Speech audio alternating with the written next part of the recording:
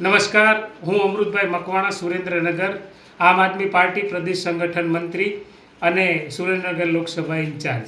સુરેન્દ્રનગર જિલ્લાના તમામ ગામડાઓ, તમામ તાલુકાઓ, શહેરી વિસ્તાર તમામને આ વિડીયોના માધ્યમથી કહેવા માગું છું કે સમગ્ર ગુજરાતની અંદર નલ સે જલ યોજના અંતર્ગત ખૂબ મોટો વ્યાપક ભ્રષ્ટાચાર થયો છે અને સુરેન્દ્રનગર જિલ્લામાં પણ ખૂબ મોટા પ્રમાણમાં નલ સે જલ યોજના અંતર્ગત વ્યાપક ભ્રષ્ટાચાર થયો છે અને આ ભ્રષ્ટાચાર રાજ્ય સરકારે એની નોંધ લીધી છે અને કેન્દ્ર સરકારે પણ એની નોંધ લીધી છે. ત્યારે હું સુરેન્દ્રનગર જિલ્લાના તમામ ગામડાઓ, તમામ શહેરો અને શહેરની અંદર તમામ સોસાયટીઓના રહીશોને આ વિડીયોના માધ્યમથી આ નલ સે જલ યોજના અંતર્ગત થયેલા વ્યાપક ભ્રષ્ટાચાર અંગે લડત લડવા માટે આહવાન આપું છું અને એના માટે આપના સહકારની અપેક્ષા રાખું છું.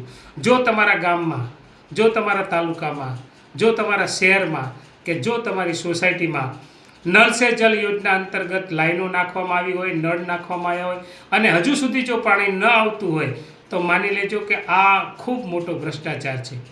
સાથીઓ, સુરેન્દ્રનગર જિલ્લાની અંદર મુખ્ય 2 એજન્સીઓ દ્વારા નલ સે જલ યોજનાની કામગીરી કરવામાં આવી છે, પણ આ એજન્સીઓએ વ્યાપક પ્રમાણની અંદર ભ્રષ્ટાચાર કર્યો છે.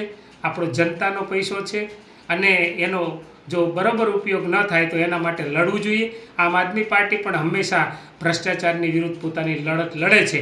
તો જો તમારા વિસ્તારની અંદર નલ સે જલ યોજના અંતર્ગત લાઈન નાખવામાં આવી હોય, નળ નાખવામાં આવ્યો હોય અને છતાં પાણી ન આવતું હોય તો આપણે લડવા માટે તૈયાર છીએ. આ ભ્રષ્ટાચારને બહાર લાવવા માટે તૈયાર છીએ. તમારે સહકાર આપવાનો છે કે તમારા વિસ્તારની અંદર જો પાણી ન આવતું હોય નલ સે જલ યોજના અંતર્ગત તો એની વિગતો મને મોકલો અને વિગતો મોકલાવવા માટેનું સરનામું છે હું આપને આપું છું. મારું નામ છે અમૃતભાઈ મકવાણા અને સરનામું છે A129 સંત સવયાનાથ ટાઉનશીપ, મૂળચંદ રોડ, વઢવાણ, સુરેન્દ્રનગર.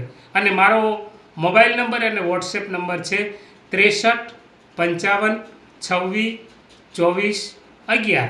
જો તમે વિગતો મોકલશો તો આખા જિલ્લાની વિગતો એકત્રિત કરી અને આમ આદમી પાર્ટી ખૂબ આક્રમકતાથી આ લાખો અને કરોડો રૂપિયાનો જે સરકારના એજન્સીઓ દ્વારા જે ભ્રષ્ટાચાર કરવામાં આવ્યો છે એ ભ્રષ્ટાચારને આપણે ઉજાગર કરીશું અને ફરીથી કોઈ પણ આવી મહત્વાકાંક્ષી યોજનામાં આવી રીતે ભ્રષ્ટાચાર ના થાય એના માટે આપણે જાગૃત બનવું પડશે, લડવું પડશે. અમે તૈયાર છીએ, અમને સહકાર આપો અને આપની વિગતો અમને મોકલો. આ બાબતે અમે ખૂબ ગંભીરતાથી લડત આપીશું.